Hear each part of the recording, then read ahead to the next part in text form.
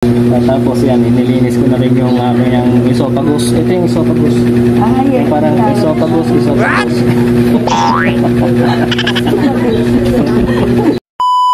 Gas na natin. Ayan, pinagas na natin mga tol. Ito yung connecting rod. Ayan. Ayan yung connecting rod.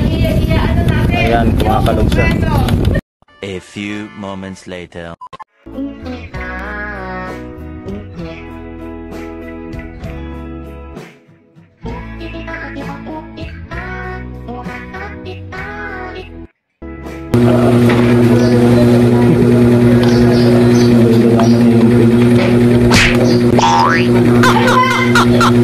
Alam mo, umumoy.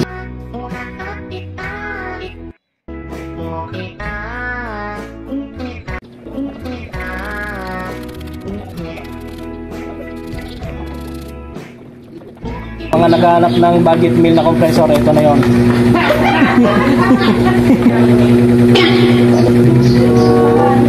Ito yung native bar. Ito yung clamp holder. Ito yung heater clamp. So ito yung dalawa. Ito wala na po. Itutuwad naman natin sa ngayon. Mga tol. Ituwadin ko sa ngayon. Ipapatong natin sa dito. Sana all.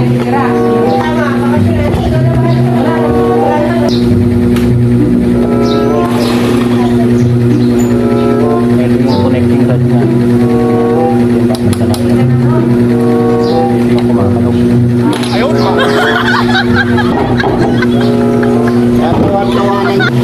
Ayan mga tol, ito na yung loob niya, no? Ayan, no? Ilinisin natin yan. Yung mga hindi pa nakakita ng loob ng overlock. Ayan, nakakita na kayo ngayon. Sana all. Tapos ayan ang ilalim niya. First time nyo palang makakita ng mga ganito. Ayan na. Ito yung ating papalitan dyan. Yun, yung isang yun. Tingnan natin yung mga kalog-kalog na pyesa. Ayan, so far ito okay pa to. Okay pa siya. Ito lang, pati yung pump check na rin natin para bumamba siya ng maayos. Yung oil gauge nya butas na yung oil gauge nya. Yan, butas, hindi na siya lulutang. Ito yung nandito. Yan, ito yung nakikita nyo para malaman ninyo kung tama yung langis sa loob. Pero dahil butas na, goodbye Philippines na rin. Baklasin natin para malaman natin kung okay pa siya. So yung kanyang pump, ano, meron siyang latak sa loob. Puputin na rin natin yan. Ito yung pump niya. Ayan, may kalawang na. Ilihain na rin natin. Okay pa naman yung ikot niya. Ayan, umiikot siya. Hindi siya tinamaan ng mga latak. Ayan. So bali, yung mismong pakay natin sa makina, hindi ko pa ginagawa. Yung mga sagabal sa kanya, yung pala yung ginagawa ko. Yung marunong gumagawa.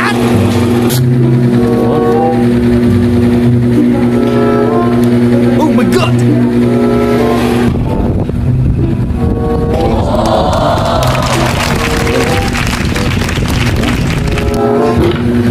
Makina niya. Kita niyo ba? Ito na yung connecting rod niya. Yan. Wala na siyang kalog. Zero yung kalog niya. Yan, wala oh. Yan ang maganda. Chambahan natin yung pyesa. Tapos maluwad yung ikot. Yan, 1-0 na tayo. Dito naman tayo.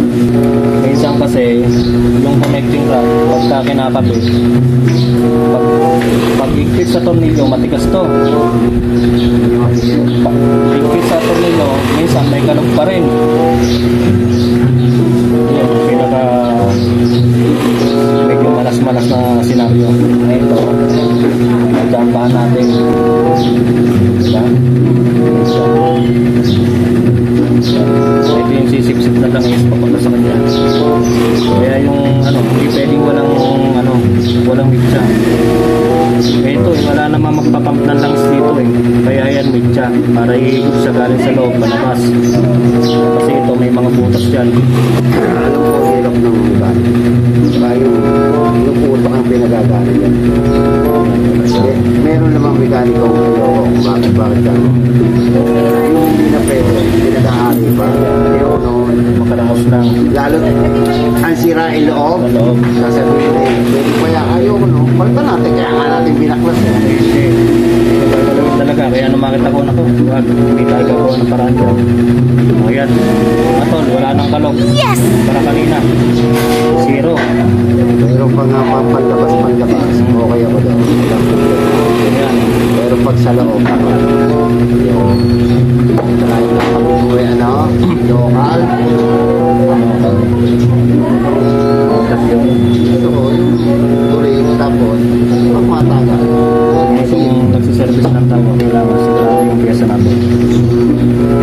Kaya, Minsan to, pag sinisikipan, sumisikip din yung ano, yung pihit. Wala. may connection, may connection daw. Parang kasi pagka yung sumisikip palibasang ating yan, parang pag sumikip siyang gano'n, yung middle bar, parang umusod. So hanapan natin ang pwesto ngayon, pero hindi naman. Kaya bago ko sikipan yan eh, hinahanapan ko na ng pwesto.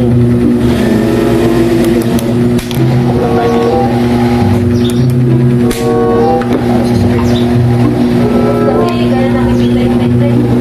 Wala.